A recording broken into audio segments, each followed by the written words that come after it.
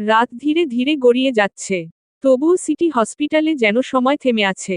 Corridor জুড়ে ছুটে চলা নার্সদের পায়ের শব্দ, স্ট্রেচারের চাকা ঘোষটে যাওয়ার কর্কশ আওয়াজ আর মাঝে মধ্যে ভেসে আসা যন্ত্রের বিপ বিপ শব্দ সব মিলিয়ে এক অদ্ভুত অস্থিরতা ছড়িয়ে আছে চারদিকে। এরই মধ্যেই ভিআইপি ফ্লোরে একটা পরিবার ভেঙে পড়ার উপক্রম। ইমার্জেন্সি রুমের সামনে এসপি পায়চারি করছে। তার চুল এলোমেলো, চোখ রক্তাভ হয়ে আছে, হাত নিজে থেকেই বারবার মুষ্টিবদ্ধ হচ্ছে, আবার খুলে যাচ্ছে। সে এক সেকেন্ডও থামতে পারছে না। কিতকাল পর পর নিজেই নিজের সাথে কথা বলছে। কিছু হচ্ছে না কেন, এতক্ষণ লাগছে কেন? সানা বাচ্চাটাকে নিয়ে চুপচাপ বসে আছে, রমণীর মুখে কোনো শব্দ নেই, কিন্তু চোখে স্পষ্ট আতঙ্ক। সারহাদ একটু দূরে দাঁড়িয়ে আছে। তার কঠিন দৃষ্টি দেখে বুঝার উপায় নেই ভেতরে কি চলছে। হঠাৎ ইমার্জেন্সি রুমের দরজা খুলে একজন ডাক্তার বেরিয়ে আসে। এসপি সাথে সাথে ছুটে গিয়ে ডাক্তারের সামনে দাঁড়িয়ে এলোমেলো ভাবে বলতে থাকে, ডক্টর, আমি ভিতরে যাব, আমি ওর কাছে যাব, প্লিজ, প্লিজ আমাকে যেতে দিন। বিপরীতে ডক্টর শান্ত গলায় শুধায়, না, এখন আপনি ভিতরে যেতে পারবেন না। ডক্টরের এমন স্বীকারোক্তিতে এসপির চিন্তিত মস্তিষ্কে হঠাৎ আগুন জ্বলে ওঠে। সে তাৎক্ষণিক চিৎকার করে ওঠে, কেন পারবো না? ও আমার স্ত্রী, আমি যাবই। আপনি কে আমাকে বলার? এসপি ডক্টরের নিষেধাজ্ঞা উপেক্ষা করে সামনে এগোতে গেলে সারহাদ দ্রুত এগিয়ে এসে তাকে ধরে ফেলে। SP, relax. না, আমি ওর কাছে যাব, ও একা আছে ভিতরে। আমি থাকবো ওর পাশে। এসপির চোখে মুখে ফুটে ওঠে একদম উন্মাদের ছাপ। সারহাদের হাতটা ঝটকা মেরে ছাড়িয়ে আবার দরজার দিকে ঝাঁপিয়ে পড়তে গেলে সারহাদ এবার জোরে তাকে চেপে ধরে। এসপি তেজি গলায় গর্জে ওঠে, কেউ আমাকে আটকাতে পারবে না। আমি সানির কাছে যাব। Stop it, SP. তুই এমন করলে ওর আরও ক্ষতি হবে। আই ডোন্ট তারা চিহ্ন কিং কেয়ার। আমার শুধু ওকে চাই। আমি আমার সানির কাছে যাব। আমি ওকে একা থাকতে দিব না। সে আবার সারহাদের হাত ছুটিয়ে সামনে যাওয়ার আগেই ডাক্তার করা গলায় শুধালো, মিস্টার চৌধুরী, আপনি যদি এখনই শান্ত না হন, তাহলে পেশেন্টের জন্য সেটা আরও বিপজ্জনক হবে। এই একটা বাক্য শ্রবণ হতেই এসপি থেমে যায়। মুহূর্তে যেন তার সমস্ত শক্তি নিঃশেষ হয়ে আসে। সে স্থির হয়ে দাঁড়িয়ে পড়ে সাথে চোখের কোণটা চিকচিক করে ওঠে। সে ভাঙ্গা ভাঙ্গা স্বরে আওড়ায়, আমি কিছু করব না। শুধু, শুধু ওকে বাঁচান ডক্টর। ডক্টর এবার একটু নরম গলায় বলতে শুরু করে, পেশেন্টের অবস্থা খুবই ক্রিটিক্যাল। ওনার প্রচুর ব্লিডিং হয়েছে। আমরা কিছুক্ষণ আগে ব্লাড ট্রান্সফিউশন দিয়েছি। বডি খুব দুর্বল হয়ে গেছে, প্রেশার বারবার ড্রপ করছে। আমরা সবরকম চেষ্টা করছি, কিন্তু। তিনি একটু থেমে ফের বলে, সত্যি বলতে, এই মুহূর্তে ওনার অবস্থা আশঙ্কাজনক। এসপির বুকটা হঠাৎ করে ধক করে ওঠে। তার কেমন জানি গলা শুকিয়ে আসছে। সে ধীরে মাথা তুলে তাকিয়ে বিড়বিড়ায়, না, না, কিছু হবে না। ডাক্তার আবার বলে, এটা একটা ক্রিটিক্যাল প্রেগনেন্সি কেস। আপনাদের আরও আগে হসপিটালে আনা উচিত ছিল। এখন আমরা যা করার করছি। এরপর, সব আল্লাহর হাতে। আমাদের হাতে আর কিছু নেই। আপনারা দোয়া করুন, আল্লাহকে ডাকুন। ডক্টরের বলা বাক্যটুকু যেন সবার বুকের ভেতর গিয়ে লাগে। এসপি নিঃশব্দে বসে পড়ে, চিকচিক করা জলটুকু কার্নিশ বেয়ে পানি পড়ছে।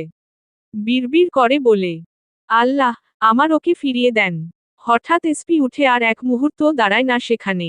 সে যেন হাওয়ার বেগে দৌড়ে চলে যায় করিডোরের অন্য প্রান্তে। পিছন থেকে সানা ডেকে ওঠে, এসপি। কিন্তু বিপরীত পাশের মানব থামছে না। সবাই হতভম্ব দৃষ্টিতে তাকিয়ে আছে তার যাওয়ার দিকে। কেউ বুঝতে পারছে না, সে কোথায় যাচ্ছে, কেন যাচ্ছে। সানার কোলে তখন ছোট্ট বাচ্চাটা কান্না করতে করতে ক্লান্ত হয়ে ঘুমিয়ে পড়েছে। ওর ছোট্ট বুক ওঠানামা করছে ধীরে ধীরে। এই নিষ্পাপ প্রাণটা জানেই না, তার মায়ের সাথে কি যুদ্ধ চলছে। এদিকে আরজে অস্থির হয়ে উঠেছে। সে কখন থেকে বারবার ফোন করছে। স্ক্রিনে একটাই নাম জ্বলজ্বল করছে, জ্যাক। আরজে কলের পর কল করেই যাচ্ছে কিন্তু বিপরীতে কিন্তু কোনো রেসপন্স নেই। তার ভ্রু কুঁচকে আসে, হিসহিসিয়ে আওড়ায়, damn it, pick up the phone idiot. সে আবার কল করে। কাইলিন তার পাশে দাঁড়িয়ে। সেও নিজের ফোন দিয়ে চেষ্টা করছে। বসো, কেউই ফোন ধরছে না। আরজে এক মুহূর্ত ভেবে বলে, কাই, ইউ গো। কাইলিন মাথা নাড়িয়ে সঙ্গে সঙ্গে প্রত্যুত্তর করে, ইয়েস বসো। এক সেকেন্ডও দেরি না করে কাইলিন দ্রুত পায়ে বেরিয়ে যায় হাসপাতাল থেকে। এদিকে এসপির পেছনে পেছনে নিঃশব্দে এগিয়ে যায় সারহাদ, সে কি করছে তা দেখার জন্য। নজরে আসে হাসপাতালের এক কোনায় একটা ছোট্ট ওয়াশরুমের সামনে গিয়ে এসপি থামে। সারহাদ দূরেই দাঁড়িয়ে থেকে সবটা দেখছে। এসপি ধীরে ধীরে কল খুলে হাত মুখ ধুতে শুরু করে। না শুধু ধোয়া না, সে অজু করছে। তার হাত কাঁপছে। মুখে পানি ছিটাতেই তার চোখ বেয়ে অশ্রু গড়িয়ে পড়ে অজুর পানির সাথে মিলে মিশে একাকার হয়ে যায়। তারপর অজু শেষে এসপি একটা নিরিবিলি জায়গায় গিয়ে নিজের জ্যাকেটটা মাটিতে বিছিয়ে নামাজে দাঁড়ায়। সারহাদ আর দাঁড়িয়ে না থেকে নিঃশব্দে ঘুরে চলে যায়। সে জানে এই মুহূর্তে এসপির একা থাকা দরকার। নামাজ শেষ করে এসপি আর নিজেকে ধরে রাখতে পারে না। সে বসে পড়ে জায়নামাজ স্বরূপ নিজের জ্যাকেটের উপর বসে দুই হাত তুলে আকাশের দিকে ভাঙ্গা ভাঙ্গা স্বরে আওড়ায়, হে আরশের মানিক, আল্লাহ, প্লিজ। শব্দগুলো কেমন যেন গলা জড়িয়ে আসছে তার, সাথে চোখ থেকে ঝরতে থাকে অশ্রুজল। এসপি একটা ফাঁকা ঢুক গিলে ভাঙ্গা ভাঙ্গা গলায় বলে, আমি জানি, আমি অনেক ভুল করেছি, অনেক পাপ করেছি। আপনার কাছে আসিনি, আপনার কথা শুনিনি। কিন্তু আজ আমি একদম অসহায়। আমি কিছুই করতে পারছি না। আপনি ছাড়া আর কেউ আমাকে সাহায্য করতে পারবে না। আমার সানিকে বাঁচিয়ে দেন। ওকে আমার থেকে নিয়ে যাবেন না। প্লিজ, প্লিজ আল্লাহ। বাক্যগুলো বহু কসরতে নিঃসৃত হয় তার কণ্ঠনালী থেকে। এসপি মাথা নিচু করে কাঁদতে কাঁদতে বলে, ও ছাড়া আমি কিছুই না। আমি পারবো না, আমি পারবো না ওকে ছাড়া। আমি তো ওকে কথা দিয়েছি, ওর পাশে থাকবো, ওকে কখনো কাঁদতে দিব না। আপনি কেন ওকে এই কষ্ট দিচ্ছেন? যদি শাস্তি দিতে হয়, আমাকে দেন। আমাকে মেরে ফেলেন, কিন্তু ওকে না। সে নিজের বুক চাপড়ে বলে, এই বুকটা ফাঁকা হয়ে যাবে, ও না থাকলে আমি বাঁচব কিভাবে? হঠাৎ এসপির চোখের পাতায় ভেসে ওঠে তার নবজাতক মেয়ের মুখ। আমার মেয়েটা, আল্লাহ, ও তো মাকে চিনেই না এখনো। আপনি কি ওর থেকে মাকে কেড়ে নিবেন? ওকে এতিম করবেন? না আল্লাহ, না। আপনি তো রহমান, রহিম। আপনি দয়া করেন, আমার সানিকে ফিরিয়ে দেন। সে আবার সিজদায় মাথা ঠুকে ফিসফিসায়, প্লিজ আল্লাহ, প্লিজ। তার কান্নার শব্দটা পুরো ফাঁকা করিডোরে প্রতিধ্বনিত হয়ে আবারও তার কানে ফিরে আসে, বিপরীতে কোন সারা শব্দ নেই। হাসপাতালের করিডোরটা তখনও ভারী হয়ে আছে উৎকণ্ঠা আর অপেক্ষার চাপা নিঃশ্বাসে। সবাই যেন নিঃশব্দে সময় গুনছে, ডক্টর যাওয়ার পর আরও 1 ঘন্টা পেরিয়ে গেছে। সিতারা অনেক আগেই বেরিয়ে পড়েছে। সানিতার মা বাবার আরও 1 ঘন্টা লাগবে আসতে। এমনিতেই মিসেস লিপি ফারুকির অবস্থা বেহাল হয়ে গেছে মেয়ের চিন্তায়। সানা বারবার চারদিকে তাকাচ্ছে কিন্তু কোথাও আর যে কে নজরে আসছে না। সে ভ্রু কুঁচকে আবারও তাকায়। মনে মনে বলে, কিরে এখানেই তো ছিল, কোথায় গেল? হঠাৎ তার ভাবনা ছিঁড়ে ইমার্জেন্সি রুমের দরজাটা খুলে সাদাকোট পরা ডাক্তার ধীরে ধীরে বাইরে বেরিয়ে আসে। মুহূর্তে সবার দৃষ্টি একসাথে গিয়ে আটকে পড়ে তার মুখে। সানার বুকটা ধক করে ওঠে আতঙ্কে, এখন না জানি আবার কি বলে। রমণী নিজের কোলে ঘুমন্ত বাচ্চাটাকে শক্ত করে আঁকড়ে ধরে এগিয়ে যায়। তার পেছনেই এগিয়ে আসে সারহাদ। ডাক্তার মাস্কটা খুলে ঠোঁটে হালকা হাসি টেনে বলে, আল্লাহর রহমতে, পেশেন্টের অবস্থা এখন অনেকটাই স্টেবল। ডক্টরের বলা বাক্যটুকু শ্রবণ ইন্দ্রিয় হতেই সবার ভিতর থেকে একটা স্বস্তির নিঃশ্বাস বেরিয়ে আসে। সানার চোখ ঝাপসা হয়ে আসে স্বস্তিতে। রমণী বাচ্চাটার কপালে চুমু খেয়ে মনে মনে বারবার বলে, আলহামদুলিল্লাহ। সারহাদ মাথা নিচু করে একবার চোখ বন্ধ করে ফেলে, তার বুকের ভেতর জমে থাকা ভারটা একটু হালকা হয়। তার মুঠো করা হাত ধীরে ধীরে ঢিলে হয়ে যায়। কিন্তু তাদের স্বস্তির মধ্যেই আবারও ডক্টরের গলা ভেসে আসে, কিন্তু রিস্ক এখনো পুরোপুরি কাটেনি। সানা আর সারহাদ দুজনেই একসাথে তাকায় তার দিকে। সারহাদ ভ্রু কুঞ্চিত করে বলে, মানে? ডাক্তার শান্ত গলায় বলতে শুরু করে, রোগীর অবস্থা এখন স্টেবল হলেও, যেহেতু এটা একটা ক্রিটিক্যাল কেস ছিল, তাই শরীর অনেকটা দুর্বল হয়ে গেছে। পরবর্তী 24 ঘন্টা খুব গুরুত্বপূর্ণ। যে কোনো সময় আবার কমপ্লিকেশন দেখা দিতে পারে।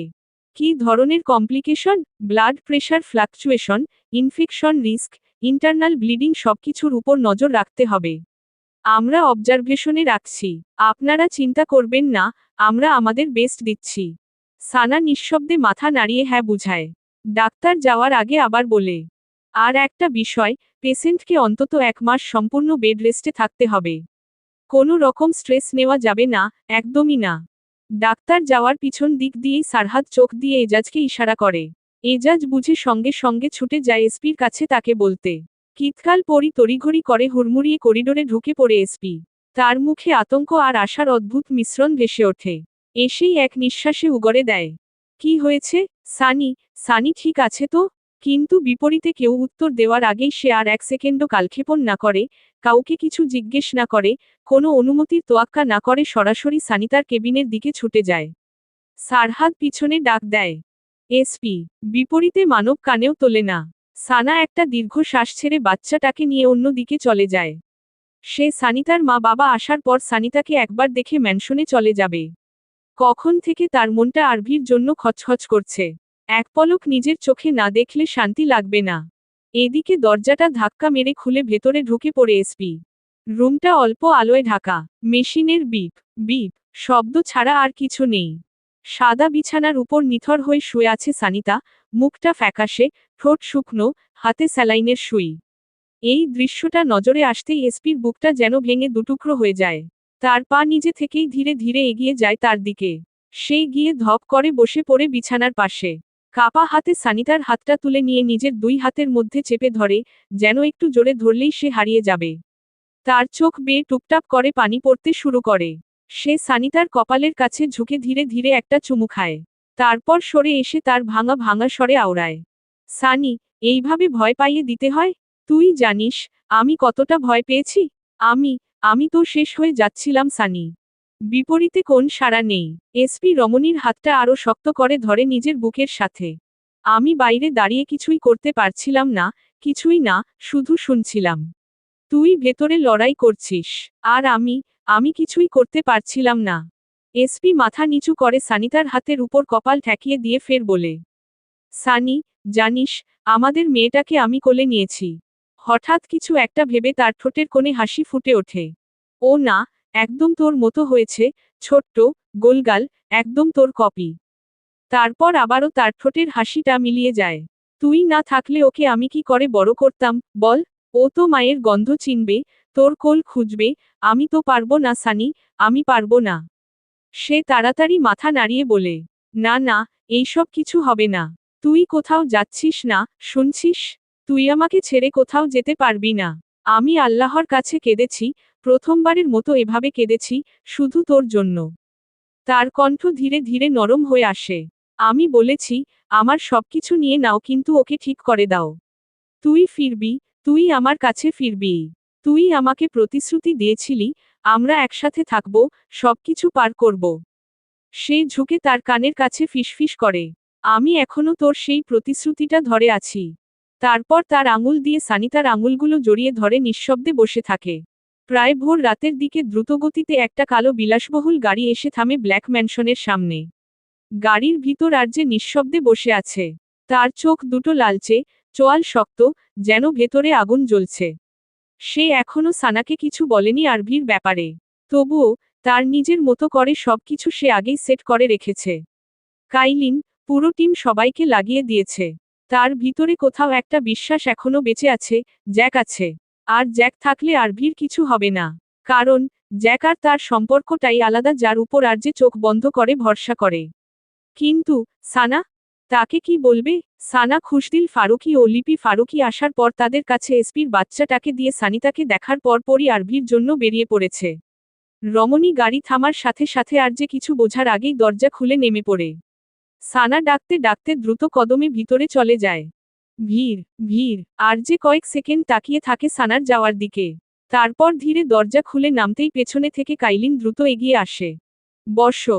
আর যে তার দিকে না তাকিয়ে বলে, স্পিক। বসো, জ্যাক, মিস ঈশানী, রওনাক, তিনজনের কারোরই ফোন অন নেই।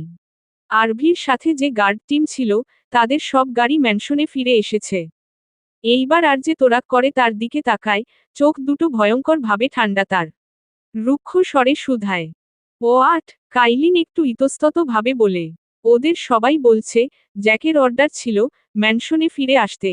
কয়েক সেকেন্ড পুরো পরিবেশ জমে যায়।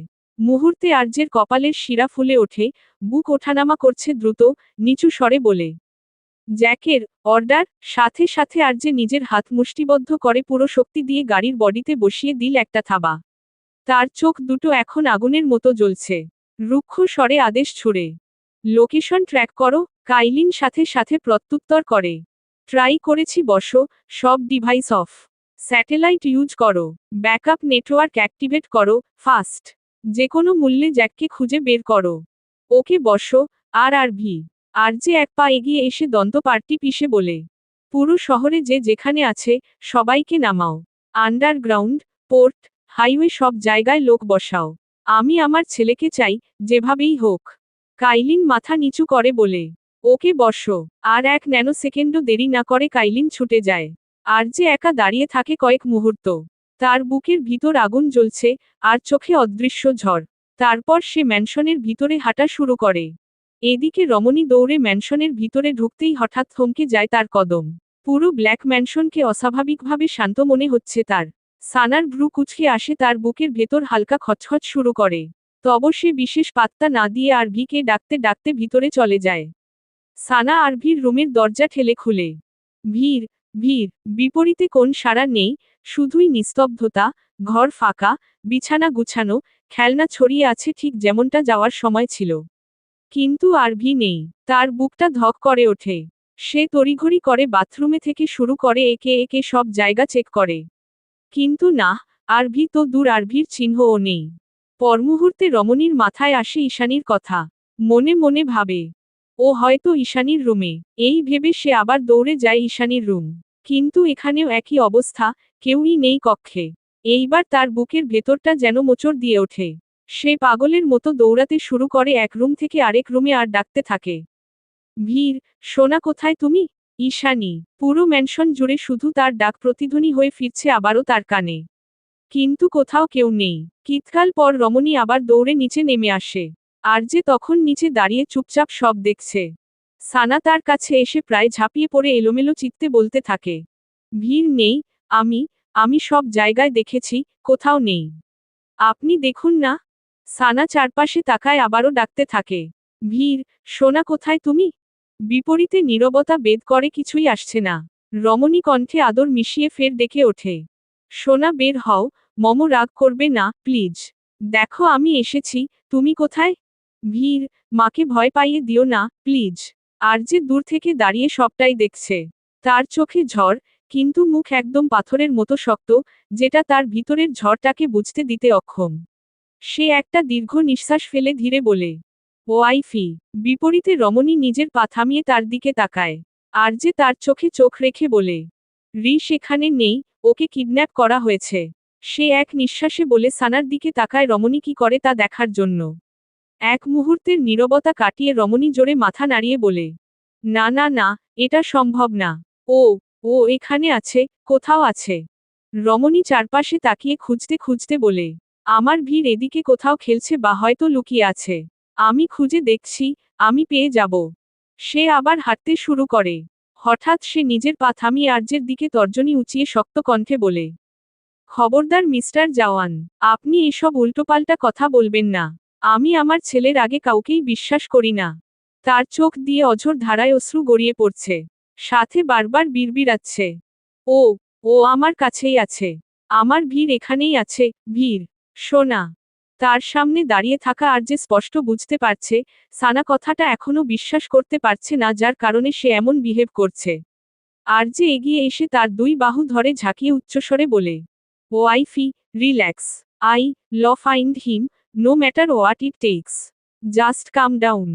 সানা থমকে কিতকাল তার দিকে মলিন দৃষ্টিতে তাকিয়ে থাকে। তারপর হঠাৎ দুই হাত দিয়ে তার বুকে আঘাত করে বলতে থাকে, আপনার মা, এই কাজ আপনার মা করেছে। ওই সাইকো মহিলা আবার আমার ছেলেকে নিয়ে গেছে। এই মুহূর্তে রমণী কি বলছে সে নিজেই জানে না। সে শুধু এটুকুই বুঝতে পারছে তার ছেলে তার কাছে নেই। তার কণ্ঠ ফেটে শব্দগুলো আবারও বের হয়, আমি বলেছিলাম আমি আসব না এখানে। আপনারা সবাই অভিশপ্ত। হাজার হাজার মায়ের বুক খালি করেছেন আপনারা। আপনার বাবা, আপনার মা, রিয়ানা, নাতাশা, ফিরোজ জওয়ান, আপনারা সবাই খুনি। আপনাদের সবার একটা মুখোশ আছে, আরেকটা আসল চেহারা। সাইমা আমাকে বারবার বলেছিল, এই জায়গায় থাকলে আমার ছেলে মানুষ হবে না, দানব হবে। সে একটু থেমে ফের কাপা কাপা কণ্ঠে আওড়ায়, কিন্তু আমি আপনাকে বিশ্বাস করেছিলাম। তাহলে কোথায় আমার ছেলে? রমণীর হাতের জোর ধীরে ধীরে কমে আসে। তার শ্বাস ভারী হয়ে যায়, চোখগুলো ঝাপসা হয়ে আসে। ধীরে ধীরে সে নিস্তেজ হয়ে ঢলে পড়ে। সামনের মানব এক ঝটকায় তাকে ধরে ফেলে। তার বলিষ্ঠ বাহুতে সানাকে বুকের সাথে চেপে ধরে শক্ত করে। আর যে সাথে সাথে চোখ বন্ধ করে ফেলে। তার বুকের ভেতরটা ভারী হয়ে আছে। মনে মনে বলে, সে এতক্ষণ কেন টু শব্দটি করেনি? কেননা সানা যা বলেছে তার একটাও মিথ্যা না। তার পরিবার, তারা চিহ্নতে ভেজা ইতিহাস, অভিশপ্ত অতীত সব সত্যি। কিন্তু সানা কি জানে রিয়ানা নিজের পাপের শাস্তি পেয়ে গেছে? না, জানে না। হঠাৎ আর্যের বিভ্রম কেটে ভেসে আসে কাইলিনের কণ্ঠস্বর। বসো। আর্যে চোখ খুলে তার দিকে তাকায়। কাইলিন ভেতরে ঢুকে বলে, সরি টু ডিস্টার্ব, কিন্তু আপনার ফোনে একটা মেসেজ এসেছে। আর্যে গম্ভীর স্বরে প্রশ্ন ছুড়ে, কিসের মেসেজ? প্রাইভেট নাম্বার থেকে। এই বিভীষিকায় বিষাক্ত রাতটা যেন শেষই হতে চাইছে না। সময় থেমে গেছে কোথাও, ঘড়ির কাঁটা চলছে, কিন্তু মুহূর্তগুলো এগোচ্ছে না। এই রাত যেন প্রতিযোগিতায় নেমেছে, কার জীবন থেকে কতটা ছিনিয়ে নিতে পারে। কারো কাছ থেকে হাসি, কারো কাছ থেকে শান্তি, কারো কাছ থেকে প্রিয় মানুষ। আর সেই দীর্ঘ, বিভীষিকাম রাতের মধ্যেই হসপিটালের করিডোরে কেটে গেছে টানা 10 ঘন্টা। 10 ঘন্টা, কিন্তু এসপির কাছে মনে হচ্ছে যেন 10 বছর। সানিতার এখনও জ্ঞান ফিরেনি। তার মা এই ধাক্কা সামলাতে না পেরে অসুস্থ হয়ে পড়েছেন। তাকেও অন্য ওয়ার্ডে ভর্তি করা হয়েছে। খুশদিল ফারুকী পত্নীসেবায় লেগে আছেন। সারহাদ কিছুক্ষণ আগেই মহলে গেছে একটু ফ্রেশ হয়ে আবার আসবে। সবাই ক্লান্ত, চোখ লাল হয়ে আছে, কিন্তু কারো চোখে ঘুম নেই। সানিতার কেবিনের ভেতরে এসপি পায়চারি করছে। তার কোলে ছোট্ট মেয়েটা কখনো কাঁদছে, কখনো থেমে যাচ্ছে, আবার কাঁদছে। সে ধীরে ধীরে তাকে দোলাচ্ছে, সাথে নরম স্বরে বলে, হুশ, পাপার অ্যাঞ্জেল, প্লিজ কাঁদো না। তোমার মমো আসবে, একটু অপেক্ষা করো। কিন্তু তার এমন স্নেহময় বাক্যতে বাচ্চাটা থামছে না। একটু রাখলেই কেঁদে উঠছে। এসপি আবার তাকে কোলে তুলে নিয়ে ধীরে ধীরে হাঁটতে থাকে রুমের ভেতর। তার চোখ বারবার গিয়ে পড়ছে সানিতার দিকে, নিঃশব্দে শুয়ে আছে সে। হঠাৎ তার দৃষ্টি আটকে যায় সানিতার হাতে, যেটা হালকা করে নড়ে উঠেছে। মুহূর্তে এসপি থমকে যায়। সে দ্রুত এগিয়ে আসে, বাচ্চাটাকে বুকে জড়িয়ে। সানিতার আঙুলগুলো আবার নড়েছে ওঠে। এবার এসপি পুরোপুরি নিশ্চিত। সে বিচলিত কণ্ঠে শুধায়, সানি, শুনতে পাচ্ছিস? রমণীর আখিপল্লব ধীরে ধীরে কাঁপতে কাঁপতে খুলে যায়। প্রথমেই ঝাপসা দৃষ্টিতে চারপাশটা পর্যবেক্ষণ করে বুঝার চেষ্টা করে নিজের অবস্থান। তার শ্বাস এখনো ভারী। এতক্ষণ অক্সিজেন মাস্ক পরা ছিল। কিতকাল আগেই তা খুলে দেওয়া হয়েছে। রমণী একটু কষ্ট করে ঠোঁট নাড়িয়ে বলে, আমার বাচ্চা। তার ফিসফিস করে বলা বাক্যটুকু আর কেউ শুনল কিনা সন্দেহ। তার দৃষ্টি ঘুরতে ঘুরতে এসপির উপর এসে থামে। বিপরীতে মানব একদৃষ্টিতে তাকিয়ে আছে তার দিকে। এসপির চোখের কোণটা ভিজে উঠেছে। সে কিছু না বলে ধীরে ধীরে বাচ্চাটাকে তার দিকে এগিয়ে দেয়। বাচ্চাটাকে দেখেই সানিতার চোখে পানি জমে ওঠে। সে কাঁপা কাঁপা হাতে বাচ্চাটাকে নিজের দিকে টেনে নেয়। স্যালাইনের কারণে হাত নাড়াতে কষ্ট হচ্ছে। তবুও সে হালকা করে তাকে জড়িয়ে ধরে। মুহূর্তে মাতৃত্বের টানে এতক্ষণ ধরে কাঁদতে থাকা ছোট্ট বাচ্চাটা মায়ের বুকে আসতেই একেবারে শান্ত হয়ে যায়। তার কান্না থেমে যায়। শুধু নরম করে শ্বাস নিচ্ছে। মায়ের গন্ধ পেয়ে চুপ করে যায় সে। সানিতার চোখ বেয়ে অশ্রু গড়িয়ে পড়ে। সে ফিসফিস করে, আমার বেবি। এসপি আর নিজেকে ধরে রাখতে পারে না। সে এগিয়ে এসে বিছানার পাশে বসে রমণীর মাথার কাছে ঝুঁকে পড়ে। সানিতা তখনও আধখোলা চোখে এক দৃষ্টিতে তাকিয়ে আছে তার বুকের উপর শুয়ে থাকা ছোট্ট মেয়েটার দিকে। তার ঠোঁটে ক্লান্ত একটা হাসি ফুটে ওঠে, চোখের কোণে জমে থাকা অশ্রু চিকচিক করছে। এসপি এক হাত দিয়ে সানিতার হাতটা ধরে। আরেক হাত আলতো করে মেয়েটার মাথায় বুলায়। কিছুক্ষণ কেউ কিছু বলে না। কক্ষে শোনা যায় শুধু নিঃশ্বাসের শব্দ। হঠাৎ এসপির চোখ থেকে নিঃশব্দে অশ্রু গড়িয়ে পড়ে। সে রমণীর হাতে একটা চুমু খেয়ে ফিসফিস করে বলে, সানি, তুই এতটা স্বার্থপর কিভাবে হতে পারলি? উদ্ধৃতি চিহ্ন। সানিতা নিষ্প্রাণ চোখে তার দিকে দৃষ্টি নিক্ষেপ করে। এসপি ফের বলে, তুই তুই কিভাবে ভাবলি? কিভাবে আমাকে আর আমাদের মেয়েকে নিঃস্ব করে চলে যাওয়ার কথা ভাবলি, বল? শব্দগুলো যেন বহু কসরতে তার ভিতর থেকে বেরুচ্ছে। তার আঙুলগুলো শক্ত হয়ে যায় সানিতার হাতের উপর। এসপি মাথা নিচু করে বলে, আমি আমি তোকে ছাড়া সত্যি পারবো না। এক মুহূর্তের জন্যও না। এসপির এমন স্বীকারোক্তিতে বিপরীতে রমণীর দুচোখ অশ্রুতে ঝাপসা হয়ে আসে। রমণী কষ্ট করে হাতটা একটু তুলে এসপির গালে ছোঁয়ার। কাপা কাপা স্বরে আওড়ায়, আমি কোথায় যেতাম বলো? তোমাদের ছেড়ে আমি আর কোথায় যেতাম? তোমরা যে আমার সব। রমণীর চোখ বেয়ে অশ্রু গড়িয়ে পড়ে। সে একটু থেমে মেয়েটার দিকে তাকিয়ে বলে, আমার পৃথিবী জুড়ে শুধু তোমরা দুজন। এসপি কিছুটা অভিমানী সুরে আওড়ায়, তাহলে কেন এমন করলি? আমি বাইরে দাঁড়িয়ে প্রতিটা সেকেন্ডে মরে যাচ্ছিলাম। আমি ভেবেছিলাম, হয়তো এক্ষুনি দরজা খুলবে আর কেউ এসে বলবে, দেখো ফারাদ ভাই, আমি মা হয়ে গেছি আর তুমি বাবা। সানিতা স্পষ্ট বুঝতে পারছে তার প্রেমিক পুরুষের অভিমান জমে আছে তার উপর। সে ঠোঁটে এক চিলতে হাসি ফুটিয়ে বাচ্চাটাকে আরো কাছে টেনে নিয়ে এসপির দিকে তাকায়। এখন বলছি তো, ফারাদ ভাই দেখো আমি মা হয়ে গেছি। আচ্ছা এখন তাহলে আমাদের অনেক কাজ, তাই না? আমাদের ছোট্ট রাজকন্যাটাকে একসাথে বড় করব আমরা। ওর প্রথম হাঁটা, প্রথম কথা বলা, সব দেখতে হবে। রমণী নিজের মতো করে আরও এটা সেটা বলছে আর এসপি এক দৃষ্টিতে তাকিয়ে আছে তার দিকে। কিন্তু রমণীর মুখ থেকে নিঃসৃত হওয়া একটা বাক্যে এসপি চমকে উঠে। জানো, আমি যখন ভিতরে ছিলাম, আমি শুধু তোমার কণ্ঠ শুনছিলাম। তুমি যেভাবে ওর সাথে কথা বলতে, মনে হচ্ছিল আমি হারিয়ে গেলে তুমি ওকে সামলে নেবে। এক মুহূর্ত বিলম্ব না করে সাথে সাথে এসপি মাথা নাড়িয়ে শক্ত কণ্ঠে বলে, না, না আমি কাউকে সামলাতে পারতাম না। তুই না থাকলে কিছুই করতে পারবো না। সে সামনে ঝুঁকে সানিতার কপালে ঠোঁট ছোঁয়ায়। নেক্সট টাইম এমন কথা বলার আগেই আমার হাতে থাপ্পড় খাবি তুই সানি।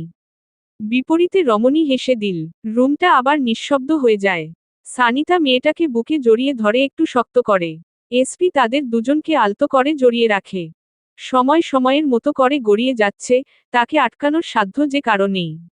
2 দিন, পুরো 2টা দিন কেটে গেছে কিন্তু সময় যেন কারো জন্যই এগোয়নি।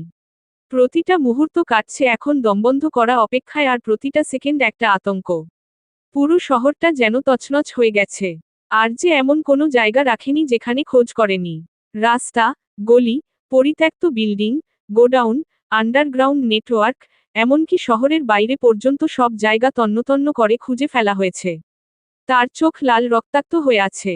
সে সানার কথা মতো সোফিয়া জাওয়ানের কাছেও গিয়েছিল কিন্তু তার কথাতেই আর যে বুঝতে পারে আর ভি তার কাছে নেই। এদিকে সানাও থেমে নেই। সে মিসেস দিলরুবা খানমের সাথে মিলে সব তথ্য, সব সোর্স ব্যবহার করছে। সানার সন্দেহের প্রথম কাতারেই ছিল সোফিয়া জাওয়ান। কিন্তু দিলরুবা খানমের কথায় সে থেমে যায়। তিনি তাকে বলে, সোফিয়া জাওয়ান এত কাঁচা কাজ কখনো করবে না। আর আমরা ওর প্রতিটা মুভমেন্টের উপর নজর রাখছি। সে এই কাজ করলে আমরা জানতাম। তারপর থেকে দুজনে খোঁজা শুরু করে দিয়েছে অন্যান্য জায়গায়। এদিকে সারহাদও নিজের সব গোপন সোর্স নামিয়ে দিয়েছে। তার নেটওয়ার্ক শহরের প্রতিটা কোণায় ছড়িয়ে পড়েছে। কিন্তু কোথাও খুঁজ মিলছে না। আর এসপি, সে তো হসপিটাল আর বাড়ির মাঝেই দৌড়াদৌড়ি করছে। সে বাইক নিয়ে পাগলের মতো ছুটছে এক লোকেশন থেকে আরেক লোকেশনে।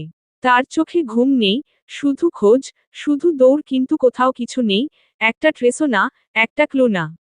অন্যদিকে আর্যের কাছে সেই প্রথম দিনের প্রাইভেট নাম্বার থেকে কল আসছে বারবার। প্রতিবার তাকে নতুন নতুন লোকেশন পাঠায়। প্রথম দিন সে পাগলের মতো ছুটেছে। একটার পর একটা লোকেশনে গিয়ে দেখেছে, কিন্তু কিছুই মিলেনি, সব খালি, শূন্য। যেন একটা ঠাট্টা। এখন সে থেমে গেছে, সাথে এটাও বুঝতে পারছে কেউ তাকে খেলাচ্ছে ইচ্ছা করে। সে গোপনে ইনভেস্টিগেশন শুরু করে দিয়েছে। কিন্তু এই প্রাইভেট নাম্বারটা ট্র্যাক করা সহজ না। কারণ এই নাম্বারগুলো সাধারণ না। এগুলো মধ্যে মাল্টি লেয়ার মাস্কিং সিস্টেম ব্যবহার করা হয়। যেখানে কলগুলো বিভিন্ন দেশের সার্ভার ঘুরে আসে। ভিওআইপি ব্যবহার করে ফেক আইডেন্টিটি তৈরি করা হয়। আইপি অ্যাড্রেস বারবার পরিবর্তন হয় যার কারণে রিয়েল লোকেশন ট্রেস করা প্রায় অসম্ভব হয়ে যায়। একটা লোকেশন ধরতে গেলেই সিগন্যাল আরেক জায়গায় শিফট হয়ে যায়। পুরো 48 ঘন্টা পর কাইলিন অবশেষে 3টা লোকেশন বের করে। রুমের ভেতর বড় ডিজিটাল স্ক্রিনে সেই ম্যাপগুলোর সামনেই দাঁড়িয়ে আছে যে বি কিং। কাইলিন তার পাশে দাঁড়িয়ে বলে, বস, আমি 3টা লোকেশন পেয়েছি। প্রথম লোকেশন, ঢাকার বাইরে একটা পরিত্যক্ত ইন্ডাস্ট্রিয়াল জোন। দ্বিতীয় লোকেশন, চট্টগ্রামের একটা পুরনো ডকইয়ার্ড। আর লাস্ট লোকেশন, সে স্ক্রিনে জুম করে বলে, বঙ্গোপসাগরের মধ্যে একটা বিলাসবহুল জাহাজ ড্যাসেল। জাহাজটা প্রায় ভারতের বর্ডারের কাছাকাছি। তার বলার পর রুমে নীরবতা নেমে আসে। আর যে হাত মুষ্টিবদ্ধ করে দাঁড়িয়ে আছে স্ক্রিনের সামনে। তার দৃষ্টি স্থির সামনে। সে একটার পর একটা লোকেশন স্ক্যান করছে। তার আঙুল ম্যাপের উপর ধীরে ধীরে ঘুরছে, হঠাৎ তার আঙুল এক জায়গায় স্থির হয়। রুক্ষ স্বরে হিসহিসায়, হি ইজ রাইট দেয়ার। কাইলিন পিছন থেকে অবাক হয়ে বলে, কে বসো, থমাস? নো, মাই সান। রুমের বাতাস যেন ভারী হয়ে আসে। সবাই একসাথে আর্যের ইশারা করা লোকেশনে তাকিয়ে আছে। পরমুহূর্তেই আর্যে ঘুরে দরজার দিকে যেতে যেতে বজ্রকণ্ঠে আদেশ ছুড়ে, অল ফোর্স রেডি করো, all guard, all unit, all weapon everything. This is the end game. বাক্যখানা উগরে দেওয়ার সাথে সাথে আর্যের চোখে ফুটে ওঠে শুধু রাগ না, একটা বাবার উন্মাদনা। তারপর কালবিলম্ব না করে ঝড়ের মতো বেরিয়ে যায়। কাইলিন 1 সেকেন্ড দাঁড়িয়ে থাকে, তারপর দ্রুত কমিউনিকেশন ডিভাইস অন করে আদেশ ছুড়ে। All units, code red, move out. এই বলে সেও আর্যের পিছনে চলে যায়। স্ক্রিনে এখনও জ্বলছে সেই লোকেশন, বঙ্গোপসাগরের উপর ভাসতে থাকা ড্যাসেল জাহাজ। বঙ্গোপসাগরের বুক চিরে দাঁড়িয়ে আছে দানবের মতো একটা বিলাসবহুল জাহাজ, ড্যাসেল। যেটা দূর থেকে দেখলেই বোঝা যায়, এটা সাধারণ কোনো জাহাজ না। কালো গাঢ় রঙের মাল্টি লেভেল ডেক, চারপাশে সশস্ত্র গার্ড পাহাড় অবস্থায় দাঁড়িয়ে আছে। উপরে কাচের কেবিনগুলোতে হালকা আলো জ্বলছে। ঠিক তখনই দূরের বাতাস ছিঁড়ে নেমে আসছে একটা কালো হেলিকপ্টার। ভেতরে বসে আছে আরজে। তার চোখ স্থির জাহাজটার দিকে। ঠোঁট শক্তভাবে চেপে আছে, চোয়াল এতটাই টাইট যেন ভেঙে যাবে। দৃষ্টি দেখলেই বোঝা যায় চোখের ভেতর কেমন আগুন জ্বলছে। হেলিকপ্টারটা জাহাজ থেকে কিছু দূরে থামে। 1 সেকেন্ডও দেরি না করে আরজে নেমে পড়ে। নিচে অপেক্ষা করছে তার জন্য স্পিডবোট। সে এক ঝটকায় স্টিয়ারিং ধরে ইঞ্জিন স্টার্ট করে। আরজের পিছনেই পরপর এসে থামে আরও কয়েকটা হেলিকপ্টার, যেগুলো থেকে তার গার্ডরা নেমে আসে। সমুদ্রের বুক চিরে আরজের স্পিডবোট ছুটছে পাগলা ঘোড়ার ন্যায়। ঢেউগুলো একের পর এক আছড়ে পড়ছে বোটে, কিন্তু তার গতি থামছে না। তার সিল্কি চুলগুলো বাতাসে উড়ে কপালের উপর এসে পড়ছে বারবার। কিন্তু মানবের সেদিকে কোন ভ্রুক্ষেপ নেই। কালো শার্টের গোটানো হাতার ভেতর থেকে দৃশ্যমান শিরাগুলো স্পষ্ট হয়ে উঠেছে। হাতের গ্রিপ এতটা শক্ত যেন স্টিয়ারিংটাই ভেঙে ফেলবে। আরজে দৃষ্টি সামনে রেখে দন্ত চেপে হিসহিসিয়ে আওড়ায়। আজ দেখাবো, একজন বাবা কতটা ভয়ঙ্কর হতে পারে। এদিকে চারদিক থেকে অন্ধকার ভেঙে উঠে আসছে ছায়ার মতো, একটা না, দুইটা না, ডজনের পর ডজন কালো স্পিডবোট। সবগুলো একই গতিতে ছুটছে। সবগুলো একই টার্গেট, ওই জাহাজ, ড্যাসেল। কিছুক্ষণের মধ্যেই জাহাজটাকে চারদিক থেকে ঘিরে ফেলে তারা। উপরে থেকে দেখলে মনে হবে সমুদ্রের উপর কালো ছায়ার মতো একটা বৃত্ত তৈরি হয়েছে। প্রতিটা বোটে দাঁড়িয়ে আছে আরজের গার্ডরা, হাতে হাই গ্রেড অস্ত্র। সমুদ্রের বুক জুড়ে ছড়িয়ে থাকা সেই ভয়ঙ্কর নীরবতা হঠাৎ করেই ভেঙে চুরমার হয়ে গেল। বিলাসবহুল জাহাজটার উপরের ডেক খুলে একটার পর একটা হেলিকপ্টার আকাশে উঠতে শুরু করে। পরপর 5-6টা যুদ্ধ হেলিকপ্টার আকাশে ভেসে ওঠে। প্রতিটা হেলিকপ্টারের দুপাশে বসে আছে 2 জন করে শুটার, হাতে ভয়ঙ্কর আধুনিক হেভি মিনিগান, যেটা মিনিটে 1000 খানেক গুলি ছুড়তে পারে। কিন্তু সবচেয়ে ভয়ঙ্কর জিনিসটা তাদের মুখ। সবাই একই রকম, একই চোয়াল, একই চোখ, একই ঠোঁট, মাথায় কোন চুল নেই, চোখে কালো সানগ্লাস। যেন একই মানুষকে কপি পেস্ট করা হয়েছে। প্লাস্টিক সার্জারিতে তৈরি একটা নিখুঁত, অনুভূতিহীন, ভয়ঙ্কর মুখ। যেখানে কোনো আবেগ নেই, কোনো ভয় নেই, কোনো দ্বিধা নেই। 1 সেকেন্ডও দেরি না করে তারা তারা চিহ্ন গাড় চাপায়। মেশিনগানের শব্দে কেঁপে ওঠে সমুদ্র।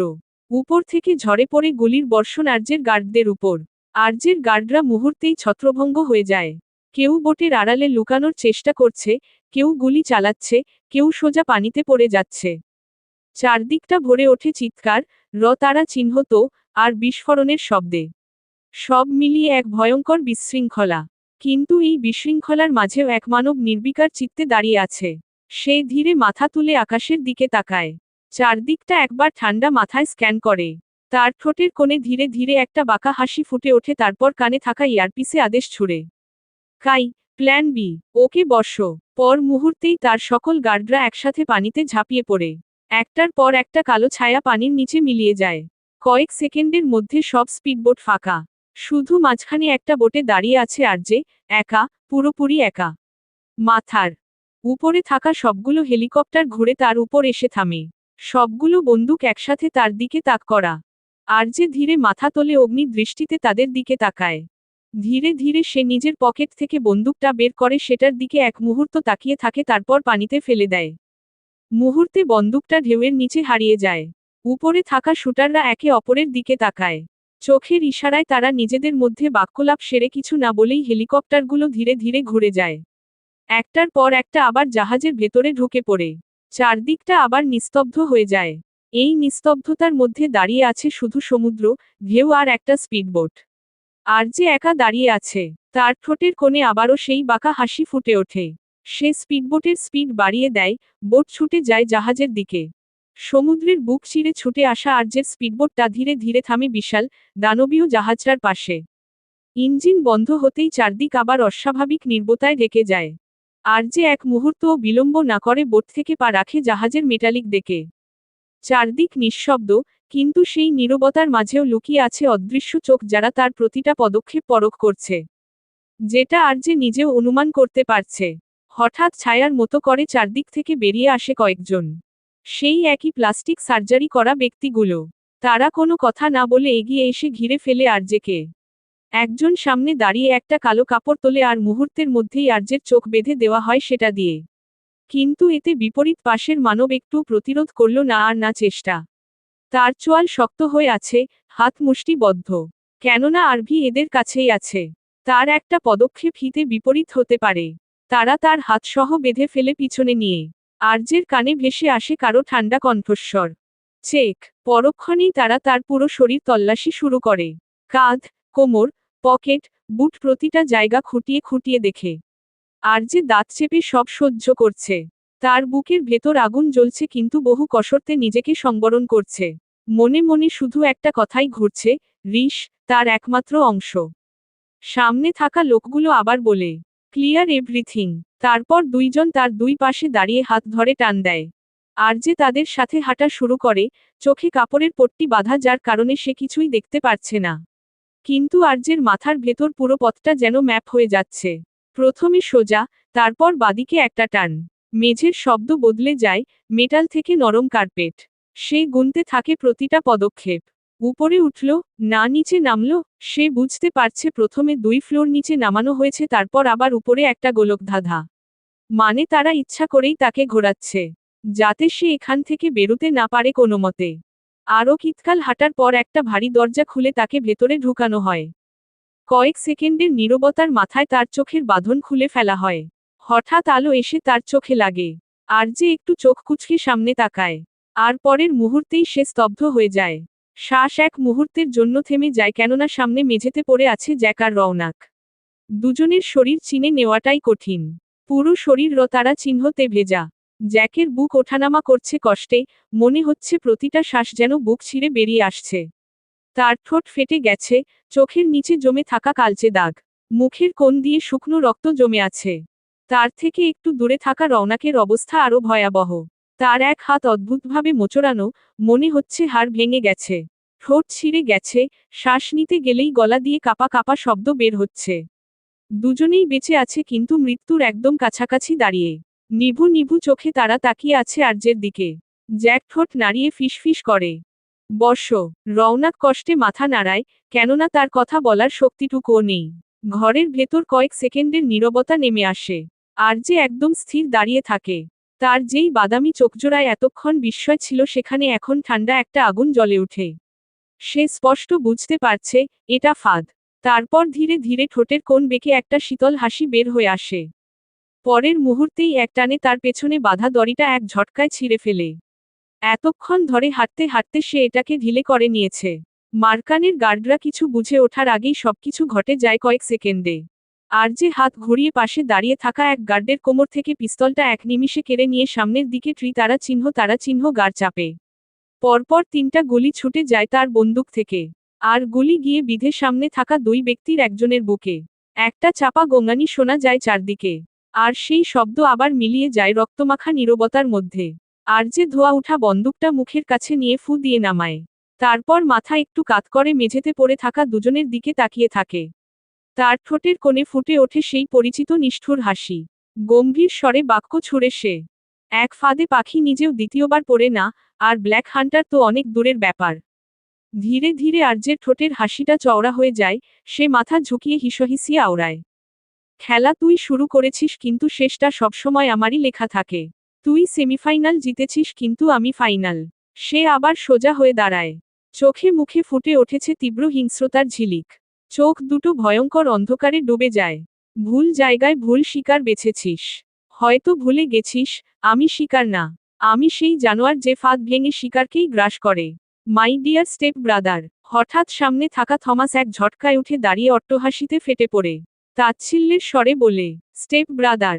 আজকের দুপুরটা যেন অস্বাভাবিকভাবে উজ্জ্বল, বাতাসে একটা অদৃশ্য উত্তেজনা, চাপা ফিসফাস, আর কৌতূহলের ঢেউ। ঢাকার উপকণ্ঠে বিশাল এক খোলা মাঠে চারদিকে রঙিন ব্যানার, বিশাল স্টেজ, ডিজিটাল স্ক্রিন আর ফুলের সাজে সজ্জিত এক অভিজাত আয়োজন। কেননা আজ উদযাপিত হচ্ছে জে.বি. হিউম্যানিটি ফাউন্ডেশন এর 15 বছর পূর্তির অনুষ্ঠান। এই ফাউন্ডেশনের নাম শুনলেই মানুষের চোখে ভেসে ওঠে দান, সাহায্য আর মানবতার ছবি। এত বছর ধরে হাজার হাজার মানুষকে সাহায্য করেছে, অসংখ্য অসহায় পরিবারকে দাঁড় করিয়েছে নিজের পায়ে। আজ সেই ফাউন্ডেশনের প্রতিষ্ঠাতা সোফিয়া জাওয়ান নিজে উপস্থিত থাকবেন সাধারণ মানুষের মাঝে।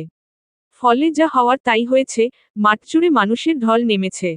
কেউ এসেছে দূর গ্রাম থেকে, কেউ শহরের ভিড় ঠেলে শুধু একবার চোখের দেখা দেখতে, একবার সামনে থেকে মা বলে ডাকার জন্য। চারদিকে থেকে ভেসে আসছে সোফিয়ার গুণকীর্তন। উনিই তো আমাদের বাঁচাইছে। এই মহিলা না থাকলে আজ আমি রাস্তায় থাকতাম। সোফিয়া ম্যাম আসবে নাকি সত্যি?